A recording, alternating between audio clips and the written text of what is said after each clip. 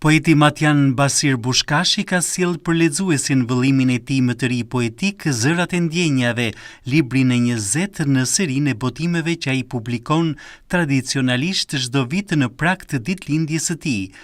Në 73 vjetorin e jetës, autori vjen me një përmbledhje që shënon një fazë të pjekurisë së plot krijuese dhe një thellim të dukshëm mediativ. Po, ndjenjat i ka çdo njeriu, pasuri shpirtërore çdo njeriu dhe ndjenjat janë shumë të rëndësishme.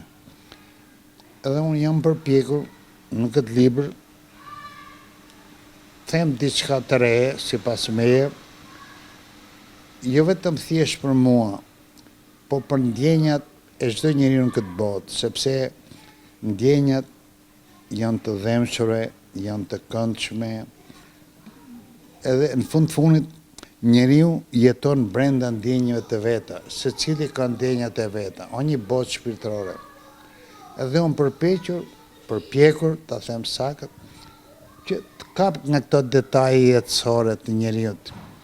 Edhe unë përfitoj nga rasti, përshëndes gjithë matjanat që na ndjekin, se janë shpirt bukur, vërtet janë shpirt bukur, se ta them me shumë kënaqësi të madhe, ky libri 20 më ka befasu, sepse shumë matjan ma kanë morë me shumë kënaqësi, u jam minjos gjithve, ma kanë morë me kënaqësi, se e kanë quajtur si një ngjarje shpirtërore të tyre, më kënaqen këto matjan dhe nuk kanë pakt, i përshëndes gjithë.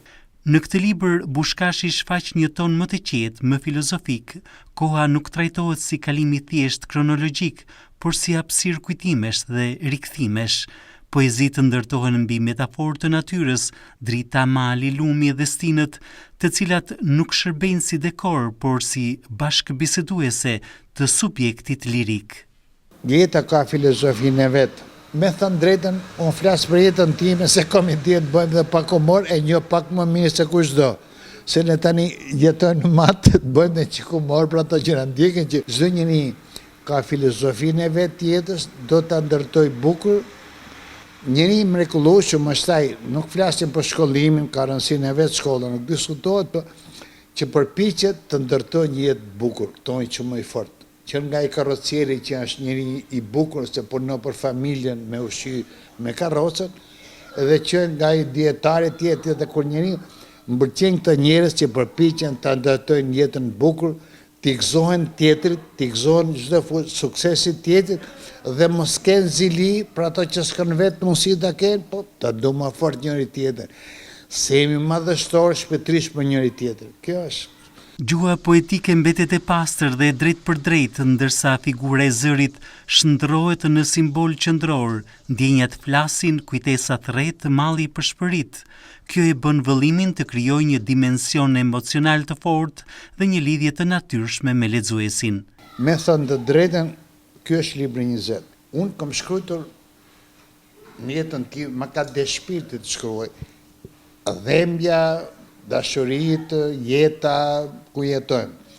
Për shembull, unë kam mbi 1700 poezi, botuar për vite. Kam mbi 20.000 ca vargje të shkruara. Po shkruar me dhembje dhe nuk një gjë. E kam lexuar këto, nuk e di këto. Në botën ku jetojmë, 8 miliardë, lexova një shifër befasova, 200 milion shkruaj. Nuk e di përfshin në një nga mati, ato që më statistikë, 200 milion shkruaj. Në këtë botën e kam lexuar këtë, nuk e kam nga vetja. Po nga këta 200 milion, nështë s'ka në emationet të statistikat, meten me gishta ato që kanë vlera, edhe në përshekëm, por në fundit, njerëzit le shkruajnë, edhe uroj suksese, krimtarie gjithë, sepse shpirtërisht krimtaria e tyre është krimtaria ime se më kënaqet shpirti. Libri Zërat e ndjenjave respekton në fund të tij pena të tilla si Behar Gjoka, Mevlut Buci, Gektusha, Albert Nikola, Vilmanika, Hasan Pasha, që i kushtojnë analiza letrare dhe muzë poetike krimtarisë më të fundit letrare të Bushkashit.